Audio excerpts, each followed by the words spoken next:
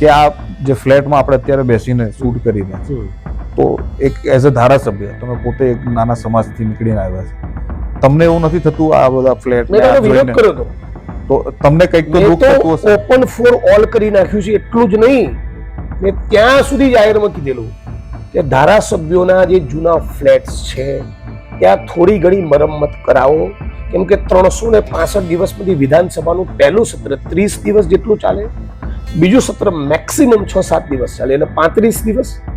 95% કોઈ ધારાસભ્યની હાજરી હોય તો એ 30 થી 32 દિવસ હાજરી આપે, અને પ્રસંગોપાત ગાંધીનગર કોઈ કામથી આવે તો બીજા 10, 15, 20, 25 દિવસ તમે વર્ષે રોકાવો.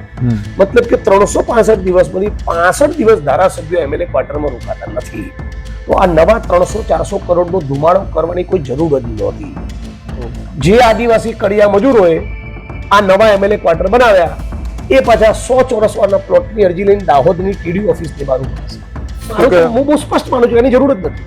જે જૂના એમએલએ ક્વાર્ટર્સ હતા એની થોડી તમે મરમ્મત કરાવી હોય અને એમાં ક્વાર્ટર દીઠ 5-10 લાખનો તમારે ખર્ચો કરવાનો હતો. વિપક્ષ બધા ભેગા થઈને નહીં, વિપક્ષ ભેગા થઈને વિરોધ ના હોત તો આપણે વિરોધ કરેલો છે. વિરોધ તો કર્યો, પણ આપણે આનો બહિષ્કાર જ કરી દીધો કે અમારા જોઈતા જ નથી આપણે, તમને જૂના જ એવું જ હતું, એવું જ કીધું કે નથી લેવા, છતાં ઠોકી બેસાડ્યા. લોકોને જે જોઈએ છે આપતા જ નથી બજેટમાં. ગાંધીનગરના મનમાં જે આવ્યું, કમલમના જે મનમાં આવ્યું બજેટ અમારે સ્વીકારી લેવાનું. એટલે એ જ છે સવાલ.